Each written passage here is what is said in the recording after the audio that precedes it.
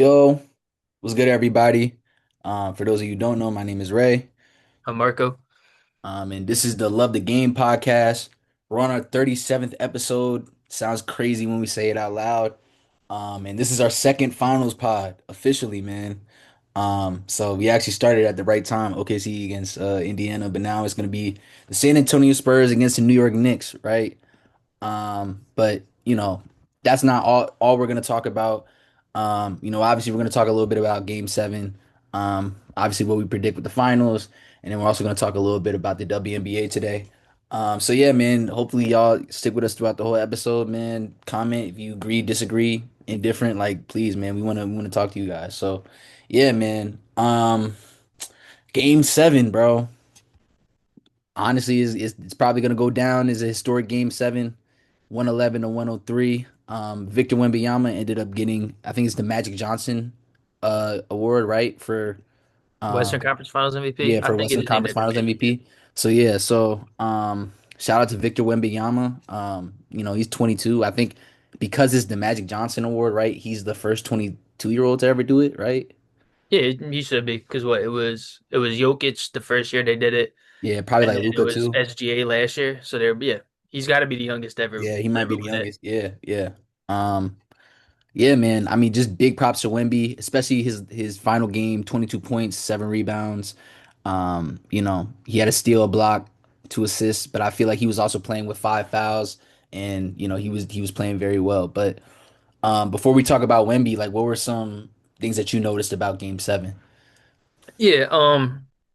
I mean, I thought that it was funny. It seemed like this whole series was kind of like for the on like the Thunder's perspective, it was kind of like SGA kind of carrying like a lot of the load and like honestly Yeah, having a really bad series. And like part of that was just because like the shot wasn't going in and like he didn't have the other creators around him. Like in the yeah, past, we like the one big knock on OKC was how much creation do they have outside SGA, and that yeah. really wasn't a thought this year because they have J Dub who like showed he could do it at a high level last year in the playoffs, and they Mhm. also had AJ Mitchell, both Yep, of which yep, went down this series and weren't able to play.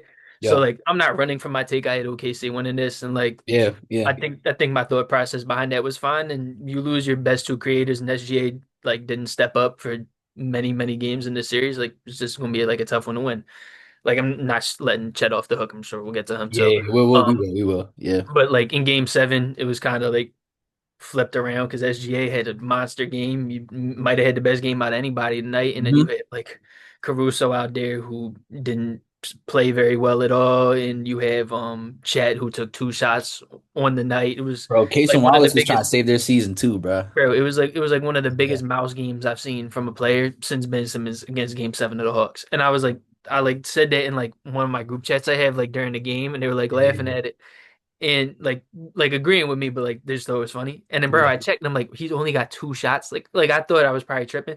And like, yeah, some of that is Wemby. Like Chet's not going to take very many Yeah, yeah, shots in the yeah, paint yeah, when you yeah. have that special like rim deterrent there. But he's also getting open threes and just like passing up one and like not looking to score at Mhm. all.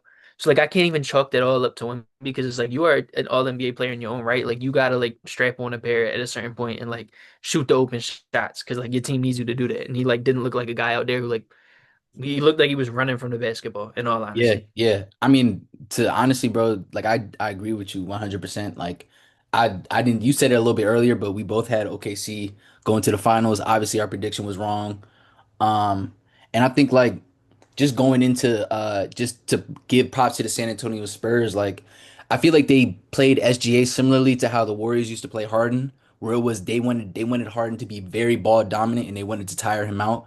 Game seven, it really looked like that. Because even just the way that because we've seen Shea in the finals, his during a series, his energy definitely will like fatigue will weigh in basically. My fault. Yeah, he'll get Um gassed. Yeah, I know what you're yeah. saying. So like you know, seeing that in game seven definitely was a huge concern with me. I actually did at a point feel like the Thunder could win because I think they at one point they were down like five within the third quarter. And I was just like, okay, like, you know, um, this feels like a game that they would normally win. I really loved Case and Wallace's contributions. I feel like he was literally, like I said earlier, he was literally doing everything that he could to save their season. Yeah, he had like Um, 14 in the fourth quarter. He was yeah, amazing. bro. He I think he made like 5 threes, if I'm not mistaken. Um, Yeah, he made oh, dang. he made five threes. Four of them were in the fourth quarter. Easy. Yeah, so like, you know, um, who else? I mean, even though Alex Caruso didn't play his best game in Game 7, I think he was one of the most consistent players that the OKC Thunder had throughout Yeah, that series. absolutely. He Um, was their second highest scorer, which yeah, like if you told me yeah, Kid Caruso was gonna be their second highest scorer, I would tell you there's like no chance in hell they're winning the series. Like that, literally, like he's a literally. great Yeah. player, but like he's not a scorer at all. Yeah, and I think that fell perfectly into the Spurs game plan. I mean, obviously, like J Dub and AJ Mitchell being injured were big, like you said, they're big, impactful players. We didn't necessarily know how that would take place. We didn't even expect AJ Mitchell to get injured, but that's just how basketball works. That's how the sport goes, man. Like you kind of just gotta hang your hat. At the end of the day, I mean, the OKC Thunder, for what it's worth, they really did try as hard as they could without their key guys to pull that one out, and unfortunately, it didn't go that way. But before we talk about the Spurs, we can still go in a little bit more about Chet Holmgren. Definitely. I was really concerned with watching what I watched throughout this series, mainly because something that I noticed was that obviously as fans, we all know that the Victor Wembanyama Chet Holmgren beef is a real thing, right? Mhm. Something that I feel like I noticed is that the Spurs took it more personal than the OKC Thunder did. And we would see multiple moments like I saw one play, I don't it wasn't game 7, but Devin Vassell dunked on Chet Holmgren and ran up to him after. He didn't do like he kind of talked, but he didn't really do a lot. No Yeah, OKC Thunder player ran up to him be like, "Yo, what's going on?" Yada yada yada. Whereas if it was the Spurs, you do that to one of their guys, there's going to be Keldon Johnson coming in like, "Yo, don't do that to my guy." I think De'Aaron Fox did that to somebody, right? some they did it like to Caruso on the one foul today too that he had on Oh Cassie. yeah, But like, yeah, yeah, yeah, yeah, yeah, no, yeah, they were. I know what you're saying. They were doing it a lot.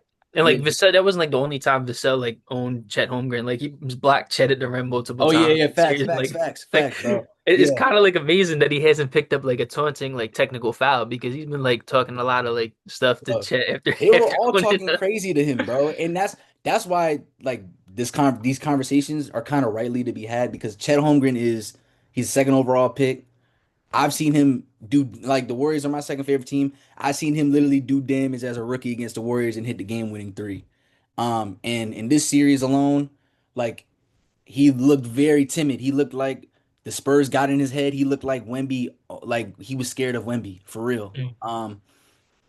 And it's just like if you're the OKC Thunder, it's gonna be interesting what they do in the offseason because I personally feel like, you know, Chet Holmgren and J Dub's contracts start this offseason or going into next season. I don't know if Chet will be with the Thunder because of this series. Because if the Spurs are only gonna get better from this point onward. Um so I mean if that it especially because they have that history right there, I think getting rid of Chet Holmgren might change things. And I don't know if that's a good thing or a bad thing, but just based off of this whole series, I feel like he was one of the biggest outliers in like, yo, we need to figure something out. And I'm pretty sure you agree with me. Yo, he sucked. I absolutely think that he will be there next season. Okay. I think that because there are players I think will be going. I think Lou Dort's going to be going. He's owed Yeah, like yeah, yeah, $18 yeah. million next Yeah, year on a club option. Like he's honestly regressing as a player. yeah. I don't know why Dak Casey Nolan's Wallace, starting him Casey over Wallace is just Caruso. Lou Dort who can Seriously. shoot, bro. Like Huh? literally. Casey Wallace is literally just Lou Dort who can shoot. Yeah, like and he's And less 18. and less crazy, I guess. 18.5 million dollars. Like you can't have that. So he'll be going. I think Kenrich Williams will be going. Just like money purposes at this point, he was like on the fringes of the rotation and like Yeah, only really got like tick once like Dub and AJ Mitchell were out. And then I think one of Joe or Wiggins, maybe both will be going. I think they keep yeah, yeah. Hartenstein. But I like agree. I don't know. If I'm the Thunder, I probably don't do too much because you have the 12th and the 17th pick in the draft. And like this series went seven and you were missing argue like your second or third best player, depending on how you view J-Dub. And then Yeah, honestly, I yeah. think AJ Mitchell at this point is probably their fourth best player. I'm not sure how you feel about He's that. up there. He's up there. I mean, he's at least top five, bro. Yeah, Like, I might actually take Caruso. I would put him five probably. I would put Caruso okay, for okay. but you're missing two of your top five players. Yeah, So yeah, yeah. like I think if I'm the Thunder, I probably like run it back, maybe make some moves on the margins, draft with those picks, like maybe try to trade up, maybe you get Yaxel Lendeborg or something like that. Yeah, yeah. And like I somebody who's agree. like a real needle mover for you. But yeah, like the Spurs are only getting better. The thing that like really impressed me with the Spurs this series is I think Wemby was like actually pretty inconsistent by his standards. Like he had Like games low where he key, like yeah, didn't really yeah, have it offensively, yeah. but you see just how he impacts everybody when he's on the floor. Like it's it I'm not it's hard for me to rate some of the players on the Spurs just because when they play with Wemby and when they don't play with Wemby, like their like Hmm. Two different efficiency and like teams. their impact, like they look so different. So I don't know what to make of like some of these players on the team. Like I've seen I've seen Fox play without Wemby and I've seen like Castle play without Wemby for like long periods of time. Yeah, yeah, yeah. You know, like I like Castle when he's with Wemby. I really am not the biggest Castle guy in the world when he's not with Wemby. But like when you're the Spurs and you're building a team, you want to build a team around people who can play with Wemby. So like Yeah. I think having Castle is completely fine because he's like really good with Wemby on the floor. I think Dylan Harper is going to be all NBA. I think he's going to be the second like best player on Yeah, this bro. team like for a Yeah, long yeah. time. I've like been He's outspoken special, about that. bro. He's special. Yeah, I don't think he had his best series, but he's a rookie and he was great in Game 7. Like when it really Yeah, mattered, like yeah. the chips were on the line, he Bro, like helped them there was close like out the game. one play where he tried to get shifty on somebody. I think it was either Lou Dort or Kaysen, and he hit like a crazy assist to somebody He's for a so three good, at bro. the top of the key. I was like, yo, how did he see that with that small of like a Yeah, to processing like Penny. He kicked it out to yeah, Penny. yeah, yeah, I know yeah, what you're talking bro. about. I'm like, yo, like how to even process that and to figure that out was crazy, bro. And he's a rookie, like Yeah, in the Western Conference Finals. Like that's I'm big crazy. on the draft, so I'm like super opinionated on these guys like coming in. He was a guy I'm like this is a guy, this is an all NBA player. Yeah, And yeah. he was like so great in game 7. Um but yeah, so like I think like Wemby can only get more consistent offensively from this point. And Mm, like even when we see him like have like a series where he has it some games, he doesn't have it some games, they're able to beat like one of the better teams we've seen this yeah, yeah, century. yeah, yeah. Like coming off of a finals appearance, like and like yes, we talked about the players who are out, but like at the end of the day, like that's just the nature of the NBA. Like teams are gonna have players out and like it just is what it is. Like sometimes you like the luck is gonna be on your side, sometimes it's not. So that's not anything for the Spurs, like to discount the Spurs or anything like that. Yeah. Like it went their way and they capitalized on it and they're only gonna get better from here. Hmm. The other thing for me was having 48 minutes of really great guard play. Um Facts, was facts. very valuable. And I'm somebody who's been like kind of lower on the Aaron Fox, especially because he's on a vet max contract, which is going to take up 30% of their cap space, which he's not worth that, to be honest. I would not want to give 30% of my cap to De'Aaron Fox when I think I could get a similar player for way less. But he was super valuable this series, and I don't think they win it without him because Yeah, me too. in like the games before he came back, Stephon Castle with like the increased like ball handling load was like a complete turnover machine. Yeah. And then when Fox came back and you let Castle play off the ball, his defense stepped up to another level and he was able to like rebound more and play off the ball more and do like the ancillary things that make him like such a really great player next to Wemby. So I think he was maximized with that. And like um in the future I would expect Stephon Castle to like cut down on the turnovers. Mm. So I don't think it's like a long-term indictment with him. I'm sure like he'll get better with that. I don't think it'll ever be like a strength like turnover version for him. But having Fox and Harper next to him to handle that on ball load to let Castle do what he does best, I think was super valuable. So even though it wasn't Fox's best series, just Yeah. having him on the floor, I think like really mattered a lot to this team. Yeah. And then No, like I having agree. smart role players like Champagny and stuff who were able to hit big shots. Yeah. Yeah, I was really impressed with this team. Yeah, bro. Before we go to the next topic, shout out Julian Champagny real quick. Sixers legend. You feel me?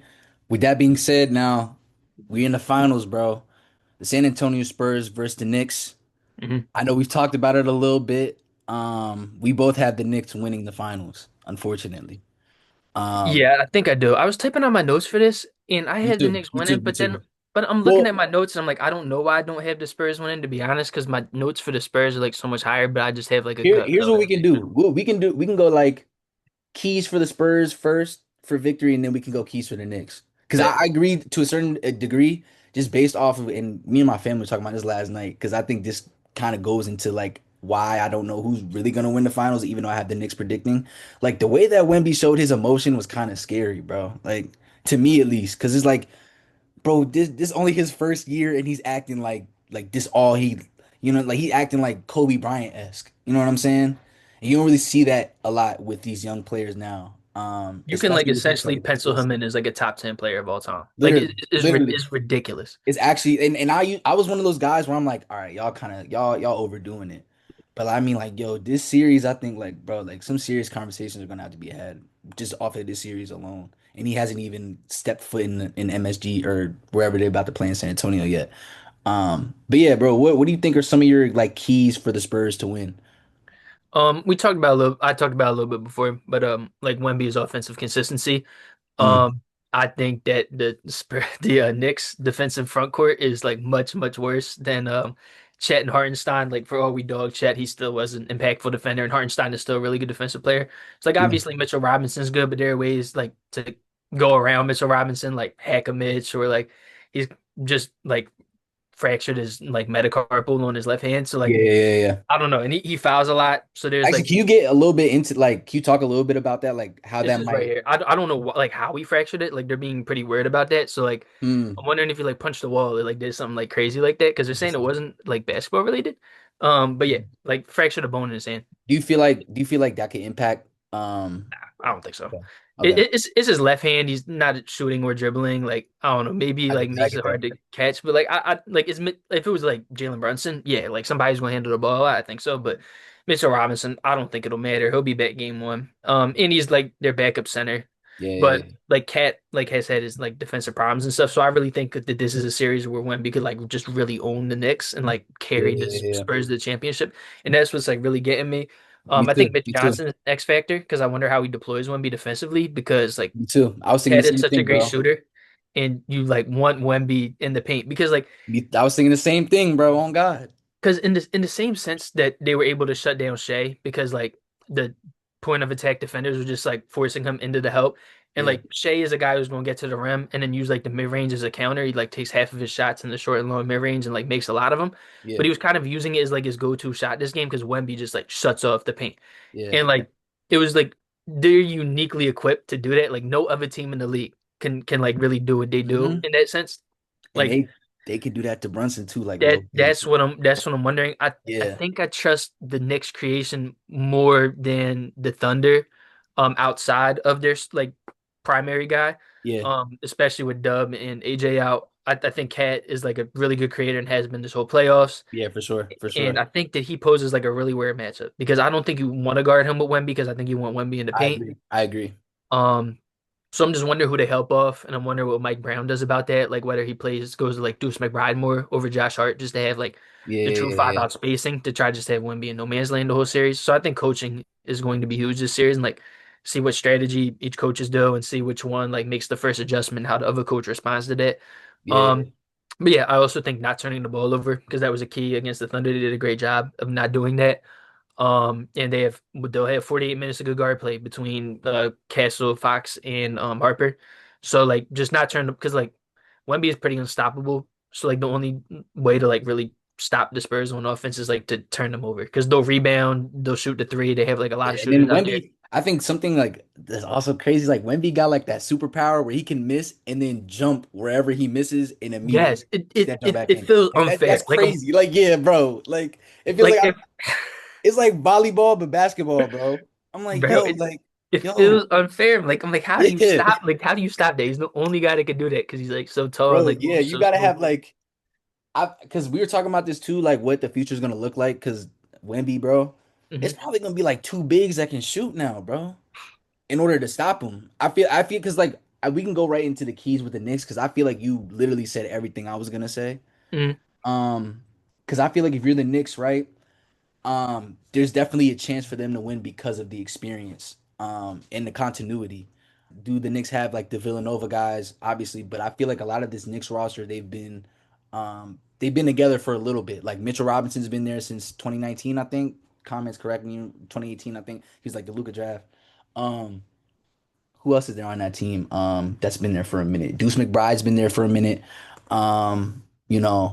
The Spurs are very talented, but like I said, experience is gonna really um be really vital for the Knicks in order to win. I think just looking at the performances that the young Spurs guards have without Fox versus with Fox, like we talked about earlier, it's definitely an angle where if you're a Knicks team that likes to play physical defense, like I feel like OG is gonna eat against like Stephon Castle like low key.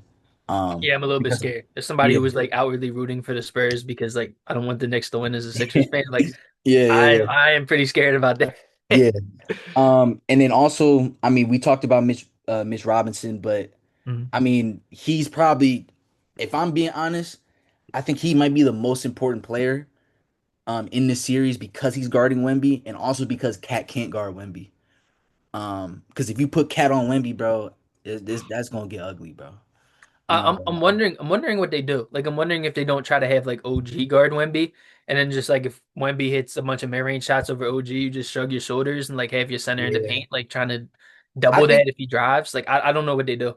I think they're gonna try to beat him up, bro. I That's just what I would guard him with somebody smaller and try to get up all yeah, like like I think under I deep. think my idea is like I think they're gonna try to figure out which defender works the best on Wemby these first couple games. Because I feel like just like you said, like bro, if you put Josh Hart on Wemby, he can just shoot a jump shot, right? But the difference is that Josh Hart can at least try to be physical, you know what I'm saying, Mhm. to try to get Yeah, Wemby yeah. off of his spot. And On some obviously like that's not gonna work. Caruso on Jokic type Yeah, stuff. Yeah, yeah, yeah, yeah, yeah, yeah. So like obviously it's not gonna work every time, and that's why you would switch like bring in OG to guard Wemby, switch up the defender, and then even bring in Mitchell Robinson, just to make sure that he doesn't feel like he can get comfortable. Because Wemby sometimes, like you said, like I think the Thunder series was a little bit an example of somehow he can get in his own head at times, yeah. and He he just gets forgets jump that. shot happy Yeah, sometimes. yeah, he forgets that he's the biggest player on the court. Mhm. So yeah, man, like yeah, I mean, we got the Knicks both winning. I feel like if the Knicks are gonna win, I think they're gonna win in six. Personally, I don't think it's gonna be a sweep just because there was a lot of people that were talking about the teams that the Knicks have faced. I feel like just, and this is a Sixers fan talking too, like watching how other teams have played the Knicks. I feel like San Antonio has the highest level of defensive consistency. Yeah, yeah, And not only because of Mitch Johnson, but I think a lot of people also don't talk about how Greg Popovich is just like low key just staring over everybody. Like he's like yeah. Yes, they do like he's say like like yeah. Batman in Gotham or something like that, just staring at everybody like, yeah, y'all better do what I Pop tell was you in the to do. locker room after their last loss. Like you can see Yeah, him put it like yeah, that. like bro, like just the way that that type of stuff happens is like it's really crazy. So yeah, bro. I mean, yeah, the final should be very exciting. Starts Wednesday, man. Yeah, man. We'll see what happens, bro. But actually, now we're about to go on to some fire. About to go on to some fire, bro. From the NBA to the WNBA. Because let a game pop. We love basketball. We love to talk about, what's going on in the basketball world. I actually did want to talk a little bit about the WNBA because the season started, the pod, obviously that's kind of on us. We haven't been able to talk about the W as much because of the playoffs, but we still wanted to try to get something in. I really obviously we're gonna do our shout outs after, but I wanted to Hmm. talk a little bit about the Atlanta Dream, just about how impressive they've been this season, excuse me. Right now they're third in the league, first in their conference. I think they're like my They're 5-2, so they're okay. technically tied with the Valkyries for the second best record, but the Lynx have one more win than both of those teams because they played one more game. So Yeah, yeah, yeah. Okay, got they're you. half a Appreciate game you, up. brother.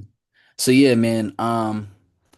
I mean, just going to a season where I expected them to compete because they traded for Angel. I feel like they've been blowing my expectations out the water. Um, you know, what's her name? I think her name is Ren Howard. Ryan Howard. Oh yeah, yeah, yeah. Ryan Howard. Yeah, yeah, yeah, yeah, bro. She's tough. She's tough, bro. She's very tough. I also want to say like one more thing because a lot of people give Angel Reese a lot of like slander and stuff like that. And I feel like honestly, no one is really talking about how great of a team leader she's been on the Atlanta Dream. I feel like literally like, it might be also because I went to college in Atlanta, so I see it. But you can Hmm. see how just by landing in Atlanta onward, like Angel has impacted basketball within that city. Um, and again, like her teammates look like they want to be around her, even though people say she's not a good teammate. You see her and Pow Pow everywhere, just hanging out and stuff like that. Um, so yeah, man. Right now, Angel also is averaging 13 points, 11 rebounds, 3.3 assists. So yeah, man. Like I've just been really impressed with just how the Atlanta Dream have been playing, but also just about how Angel Reese is growing as a leader, and potentially, one of the faces of the WNBA for years to come. So, yeah, I just wanted to give the Dream like a big shout out. Yeah, for sure. They've been very impressive this year. It's definitely a team I was watching, especially after the Angel Reese trade. I too like Angel Reese. Think a lot of the discussions around her like kind of unfair and like she has like a really weird spotlight on her. And honestly, I wish there was like more analytics available for like the WNBA because I'm Yeah, like yeah, pretty yeah, yeah, sure yeah. she grayed out like very, very well on the defensive end. Like if there were like if it was like more prominent like it is in the NBA. Mhm. But I don't know. With time, I'm sure it'll catch up in For like sure, for in sure, that for regard. sure. I'm waiting on you, Data Baller. I see that tab there that you haven't uploaded yet. But yeah, I mean, my only like real problem with Angel, like I know a lot of people like point to like the field goal percentage and the true shooting percentage, but like Yeah, yeah, yeah. it is low. I just wish she turned the ball over less because she's like second in the league in turnovers per game. Is like a Mhm. big and like yeah, they use her in some like hub type roles and stuff, so she is like a passer. It's not like she's like purely like a play finisher, just like Yeah. rebounder. But that is just like too many turnovers. And she's like still like relatively young for the WNBA, like 24 years old. Like Azzi Fudd was the first overall pick, and she's 23. So like she's Yeah, like still the age of like a very very young player. So yeah. hopefully with time she's able to cut that down. But definitely one of the best defensive players in the league, and like just an amazing rebounder. So it was definitely a nice pickup for them on a team where they do have so many very good guards like Ryan Howard as you mentioned, and then Alicia Gray as well. Oh, facts, facts, facts. Yeah, she's nice. Yeah, She's she's averaging 21, 58% true shooting this year. She's having a great year as well. So yeah, they definitely nice for them to get like a starting center to play next to like them, who's like very high level in the defensive end. yeah, bro. I'm definitely I'm excited to see what this future will be for the Atlanta Dream because they might be able to compete for a championship this year. So yeah, man. With that being said, like obviously every episode, well, at least every normal Love the Game episode, we try to do player shout outs, basically to highlight a couple players that we feel like are killing the game and they deserve some spotlight. Normally they're underrated players. I think my pick might be a little less underrated because she's kind of clouded a little bit. I don't know if you want me to go first, but Yeah, go ahead. You don't have my player. got you, got you, got you. So, this is coming off a game that I watched, I think yesterday, if I'm not mistaken. Shot my love the game player spotlight is gonna go to my twin, Ray Burrell. Right now, she's averaging 8 points, 2.4 rebounds, 1.6 assists. However, I saw her have a really impressive 15.5 point rebound performance. This was against the Connecticut Sun the other day. You know, I think she makes quality shots as a forward, and she's slowly showing improvement each season. This season she hasn't been a consistent shooter. I think she shoots like 28% from three right now. So I expect her numbers to go up a little bit more. And I might be like I don't really know what the average 3 point percentage in the W is. So Yeah. maybe it's normal. Maybe it's normal. I could be tripping. Because I know she's also shot like if you look at her career, you can see like she shot like 13% from three at one point, like during her like rookie year. So and she also shot I think like 30 something percent like last year. So like obviously she can shoot. This is her first year that she's starting consistently. So I think that's why like she literally made a huge jump this year. And yeah, man, I'm really excited to see what she can do because I think she knows how to like I think she has a little like knack for playmaking too that I really enjoy. So yeah, I'm really excited to see her more. Yeah, no, that's a good one.